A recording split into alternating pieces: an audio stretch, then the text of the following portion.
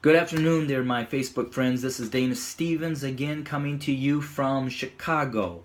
I want to share with you my thoughts concerning the election.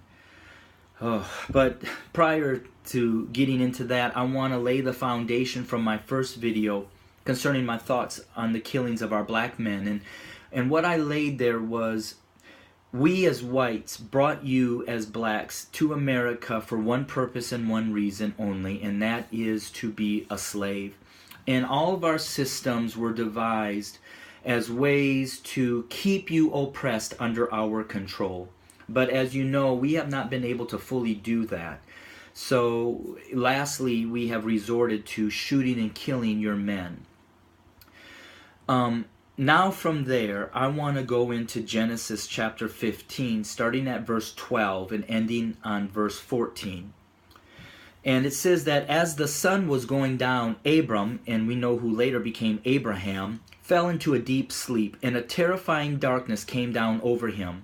Then the Lord said to Abram, "You can be sure that your descendants will be strangers in a foreign land, where they will be oppressed as slaves for 400 years. I'm going to stop at verse 13 here, and I'll get to 14 in a second. I want to go to Trump. Donald Trump is not the Antichrist, but what he is he is the manifestation of the hidden hearts of white America. White Americans' hearts were revealed last night when Donald Trump rose to power. They revealed that they need and want a man who will protect their fears, their biases, and their hatreds towards you as black Americans, so that we can remain in control. That's it. It's not ignorance, because education can break that, but it is a heart condition which only God can transform. So now I want to go back, and I want to say to my white Americans, where we were brought up, and you know, if you are white, that we are good people, that we might have a couple bad eggs in the bunch, but for the most part, we are just good people. And we would never ever think for a moment, Genesis chapter 15 verse 14, that says this, "But I, God, will punish the nation that enslaves them. And in the end, they, you, my chosen black brothers and sisters," or the Hebrew slaves back in the New Testament, "will come away with great wealth." White America, chapter 15 of Genesis, verse 14, is for us. God is going to punish us for how we have enslaved our black brothers and sisters, how we murdered Native American Indians in coming here to take their land. And why do I believe that is happening? And why is it so close? It was 400 years that the Hebrews were slaves in Egypt. Well, on August 20, in the year 1619, historically marks the early planting of the seeds of the American slave trade. Although American slavery was not a known institution at that time, this group of Africans were the first to go on record to be sold as involuntary laborers. That was August 20th of 1619. Add 400 to that. We are looking at 2019 will mark 400 years. And that's why I bring this message now to my black brothers and sisters, that there is hope for you. Your oppressiveness and you being under the control and the hands of white America is coming to an end, because your 400 years will be up in 2019. And I believe that you are direct descendants of Abraham. You are God's chosen people.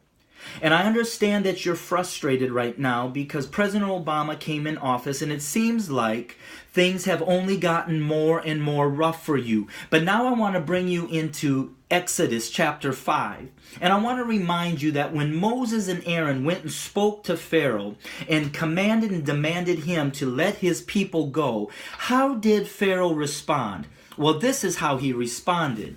In Exodus chapter 5, verse 6, it says, "That same day Pharaoh sent this order to the Egyptian slave drivers and the Israelite foremen. Do not supply any more straw for making bricks. Make the people, make the slaves get it themselves, but still require them to make the same number of bricks as before. Don't reduce the quota. They are lazy. That's why they are crying out, 'Let us go and offer sacrifices to our God.' But load them down with more work. Make them sweat. That will teach them to listen to lies." President Obama was in office asking the government or Pharaoh to let you go. But they rejected him. They did to him what the Pharaoh did to Moses. And because of that, they've turned up the heat. That's why the racism that we see now isn't new. It's just forming because you, as God's people, are starting to say, "Let us go." And we, as white men, are refusing to do so. Therefore, we must put into power a man that will protect us so we can remain in control. But however, if you continue to read in Exodus chapter 5 and then go into Exodus chapter 6, then the Lord told Moses, "Now you will see that I will do to Pharaoh. When he feels the force of my strong hand, he will let my people go. In fact, he will force them to leave his land. Therefore, now I say this to you, my black brothers and sisters. Therefore, God said, say to the people of Israel, I am the Lord. I will free you from your oppression, and I will rescue you from your slavery in Egypt, your slavery here in America. I will redeem you with a powerful arm and great acts of judgment. I will claim you as my own people, and I will be your God. Then you will know that I am the Lord your God, who has freed you from your oppression in Egypt, from your oppression in America. And I will bring you into the land I swore to give Abraham, Isaac, and Jacob. I will give it to you as your very own possession. I am the Lord." Today might seem like gloom and doom for you, my black brothers and sisters. But greater than the Pharaoh is a God that has chosen you as his people, as direct descendants from Abraham. Your 400 years is coming to an end. Your oppression is coming to an end. Your freedom is on the brink. So what do? You start to get your lives in worshiping God. You return to your God. You dedicate your lives to him. You seek his face and watch him do the rest. So to my Facebook families and friends, some of this might be a lot for you to take in because we as white Christians have never taught you this truth. In fact, we have kept it from you to keep you from knowing who you really are. But God is about to bring judgment, and the tables are about to turn.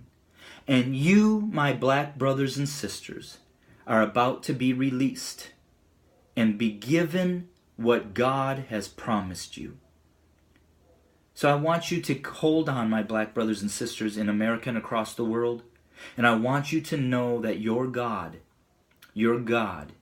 is about to move his mighty hand and show you that he has not forgotten about you, that he's heard your cries, and your deliverance is nigh. Thank you for listening. You can reach me at www.studio2911.org. Again, that's www.studio2911, studio2911.org. So on this day, be encouraged and know that we serve a mighty God. God bless you.